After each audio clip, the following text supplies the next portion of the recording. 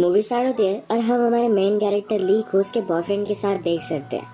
उसे छोड़कर कुछ दिनों के लिए घर जा रहा था। उसका बॉयफ्रेंड इंडियन है तो इंडिया जा रहा था। ली हमारी एक जर्नलिस्ट है और ली का बॉयफ्रेंड उसका बॉस भी था। एक जगह पर छोटे से टाइगर की डेथ हो गई थी। वहीं पर वो इन्वेस्टिगेशन करने के लिए गए। किसी आदमी ने एक छोटे से टाइगर को एज अ पेट घर में बंद करके रखा था। उस बेबी ने वहां से निकलने की बहुत कोशिश की पर वो निकल नहीं पाया। फाइनली उसकी वहीं पर डेथ हो गई। ये स्टोरी सुनने के बाद ली को बहुत ही बुरा लगता है। ये सिनारियो उसकी लाइफ से पैरेलल है। उसे आजकल अपनी लाइफ में स्टक लग रहा है। वो निकलने की बहुत कोशिश करती है पर निकल नहीं पा रही।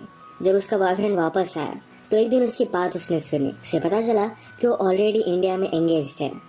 यही रीजन था कि वो अपने कलीग से हमेशा उसके रिलेशनशिप के बारे में झूठ कहता था। ली के बारे में किसी को भी पता नहीं था। ये सब सुनकर ली को बहुत बुरा लगा। वो निकलना ही चाहती थी तो सब कुछ छोड़कर अपने घर आ जाती है। घर में उसकी मदर ने सब कुछ स्टोरेज का सामान रखा था। मदर ने कुछ न्यू क्लासेस स्टार्ट किए है। ली इसका मजाक उड़ाती है। मदर को बात अच्छी नहीं लगती। अगले दिन ली अपने स्कूल के फ्रेंड टॉड से मिलने के लिए आई। टॉड उसे देखकर बहुत ही खुश था। टॉड आर्ट गैलरी में काम करता है तो उसने कितना भी ब्रेक लिया तो कोई भी फर्क नहीं पड़ता। उसने ली से पूछा कि तुम कितने दिनों के लिए यहाँ आई हुई हो। ली कहती है कि जरा टाइम के लिए मैं यही रहूंगी। अगले दिन ली ने लाइफ गार्ड का जॉब ले लिया। वहाँ पर एक हाई स्कूल के लड़के से मिली जिसका नाम था लिटिल जेसन। जेसन यहाँ पुल के पास ही रहता था तो हमेशा वो यहीं पर आता रहता है। ली जब सब बच्चों पर नजर रख रही थी तो कुछ बच्चे भागते भागते गए। उसने कहा कि तुम यहाँ पर भाग नहीं सकते। तो सब बच्चों ने कागज को गिला कर उसे बहुत मारा। उसे बहुत सारी गालियां भी दी। ली इन बच्चों को बैन कर देती है और इसके बाद खुद रोने लग गई थी। नेक्स्ट दिन हम मेल और उसके हस्बैंड को देखते हैं। मेल आज रात ली और टॉड के साथ फिर से डिनर करने के लिए जाने वाली थी तो हस्बैंड कहता है कि ज्यादा ड्रिंक मत करना। मेल ने कहा कि इससे ज्यादा कुछ फर्क नहीं पड़ेगा पर फिर भी हस्बैंड की लो मान जाती है। आज एक शॉप के बाहर ली और टॉड को जेसन और उसके फ्रेंड्स मिले।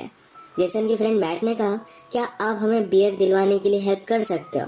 टॉड ने कहा कि इसके बदले में हमें क्या मिलेगा। हेल्प करने के बदले में टॉड को जॉइंट चाहिए था। ये बच्चे इसके लिए मान जाते हैं। जब वे बाय करने के लिए रात में सब पहुंचे तो उनके साथ मेल भी थी। मेल ने इन बच्चों को देखा और वो बहुत ही ज्यादा गुस्सा हो जाती है। उसने कहा कि सारे बच्चे मेरे स्कूल में जाते हैं। मैं वाइस प्रेसिडेंट हूँ। मैं इस तरीके से चीजें नहीं कर सकती। टॉड कहता है कि ज्यादा वरी मत करो। तभी जेसन और उसके फ्रेंड्स ने कहा कि अब हम स्कूल में नहीं आने वाले हैं। वो ड्रॉप लेकर एक न्यू सिटी में जाने वाले थे। टॉड ने कहा कि अब ये तुम्हारे स्टूडेंट नहीं है, तुम ज्यादा वरी मत करो। पर फिर भी मेल इसे सपोर्ट नहीं कर सकती थी। अगले दिन ली जब अपने काम पर आए तो जेसन का फ्रेंड मैट स्विमिंग पूल के पास ही सोया हुआ था। ली ने उससे पूछा कि क्या हुआ तो मैट ने कहा कि मेरी मदर ने मुझे घर से बाहर निकाल दिया।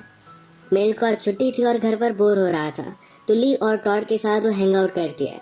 इन्होंने लॉन्ग ड्राइव ली और बहुत मजे किए। ये जब वापस आए तो जेसन और उसके फ्रेंड्स को स्केटबोर्ड करने के लिए पुलिस ने अरेस्ट किया था। ली कहती कि आप ये सब कर क्या रहे हो, इस तरीके से आप इन्हें अरेस्ट नहीं कर सकते। वो एक रिपोर्टर थी तो इस वजह से पुलिस भी डर जाते हैं और वहां से चले गए। इसके बाद ये सब फिर से हैंग आउट करते हैं। इसमें आज मेल का हस्बैंड भी था। ये सब जो भी स्मोक कर रहे थे ये मेल के हस्बैंड को अच्छा नहीं लगता। ली और जेसन बात करते हुए ली ने जेसन से कहा तुम्हारा फ्यूचर का प्लान क्या है। जेसन को कुछ भी पता नहीं था तो ली उसे लेक्चर देने लग गई। जेसन उससे कहता है तुमने सब कुछ प्लान करके रखा था पर फिर भी तुम बहुत ही सैड हो। ली इस पर कुछ भी बोल नहीं पाती। घर पर आने के बाद मेल और उसके हस्बैंड के बीच में झगड़ा आ जाता है। उसे लगता है मेल इस सिचुएशन को सीरियसली ले नहीं रही। में बारिश होने लग गई तो जेसन भी ली की कार में बैठ गया था। ये दोनों एक दूसरे के करीब आने वाले थे। ली को रियलाइज हुआ और वो वहाँ से दूर चली जाती है। फिर रात में अपने फ्रेंड्स के साथ स्विमिंग पूल पर आए। ली और जेसन एक दूसरे को ही देख रहे थे। ली वॉशरूम आए तो जेसन उसके पास आ जाता है। जेसन ने पूछा कि अगर हम दोनों के बीच में कुछ हुआ तो क्या फर्क पड़ता है, सब कुछ ठीक हो जाएगा। वो फिर उसे किस कर लेता है और यहीं पर ये दोनों इंटीमेट हो गए। एक रात पार्टी पर मेल ने ली से कहा तुम ऐसा कुछ भी मत करना जो तुम्हें रिग्रेट करना पड़े। ली कहती कि मैंने ऐसा कुछ भी नहीं किया है। जेसन के फ्रेंड मैट को जल्द से जल्द इस टाउन से निकलना था। टॉड ने कहा कि मैं भी पहले इस टाउन से निकलना चाहता था पर यहाँ पर वो स्टक है। उसकी जॉब है, उसके पेरेंट्स यहाँ पर है, यहाँ से जा नहीं सकता। वो मैट को सहारा दे रहा था पर उसके बाद उसे हाथ लगाने लग गया। मैट ने कहा कि मैं गे नहीं हूँ और वहाँ से चला जाता है। गुस्से में जेसन के पास आया और कहा कि हमें कल के कल निकल जाना चाहिए। जेसन कहता है कि मुझे और भी कुछ पैसे सेव करने हैं, जरा 1-2 वीक्स लग सकते हैं। मैट बेचारे इस सब बातों से बहुत ही सैड हो गया। ली के घर पर उसके पेरेंट्स मिलकर एक रूम बनवा रहे थे। यही दिखाने के लिए जेसन को ली लेकर आए। ली के पेरेंट्स अपने हाथों से खुद बना रहे थे। इसका मजाक ली ने उड़ाया। ये सब बातें ली की मदर सुन लेती है और इस पर वो बहुत ज्यादा अपसेट हो गई। उसने कहा कि तुम इस तरीके से वापस कैसे आ सकते हो? बचपन से लेकर आज तक मैंने तुम्हारा ख्याल रखा है। तुम जब अपने जॉब करने के लिए गई तब मैंने खुद की आइडेंटिटी क्रिएट करने की कोशिश की। अब तुम एक दिन उसे अवार्ड फंक्शन से मैसेज आता है। उसने जो आर्टिकल लिखा था उसने उन्हें अवार्ड दिया है। इसका प्राइस $1000 है। इसमें यह भी लिखा था कि आपने जर्नलिज्म छोड़ दिया। ये सुनकर हमें बहुत ही बुरा लगा क्योंकि आप बहुत ही टैलेंटेड हो। इसके बाद जेसन ली से मिलने के लिए आया और जब ये किस कर रहे थे तो टॉड इन्हें देख लेता है। मेल आजकल अपने लाइफ के साथ ज़्यादा सीरियस नहीं है तो बात उसके हस्बैंड को सही नहीं लगी। उसने मेल से पूछा, क्या तुम सचमुच में प्रेग्नेंट होना चाहती हो? मेल ने कहा कि हाँ, होना चाहती हूँ। हस्बैंड कहता है, तो अभी क्या अभी मेरे साथ इंटीमेट हो? मेल ये नहीं चाहती थी तो इस पर इनका झगड़ा हो गया।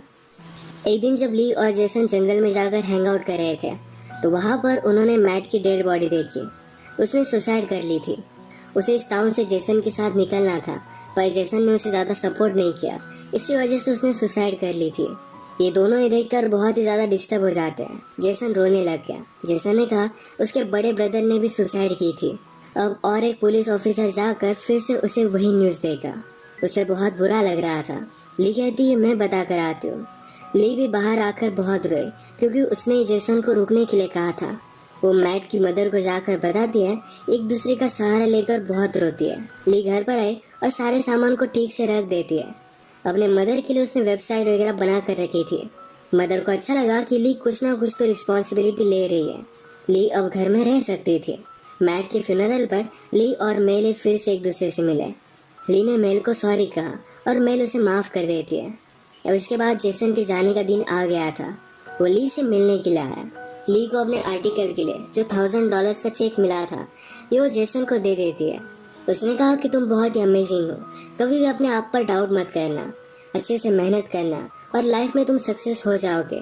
इसके बाद ली भी अपनी सिटी में फिर से वापस चली जाती है। वो अपने काम में अच्छी थी, बस सिर्फ ब्रेकअप की वजह से ज़रा ब्रेक लेने के लिए वो यहाँ पर आई हुई थी तो फिर से वो लौट जाती है। जेसन भी अपने टाउन में जाकर सही तरीके से सेटल हो गया था और ली के न्यूयॉर्क के एड्रेस पर वो लेटर लिखता है। इनकी रिलेशनशिप कैसी भी हो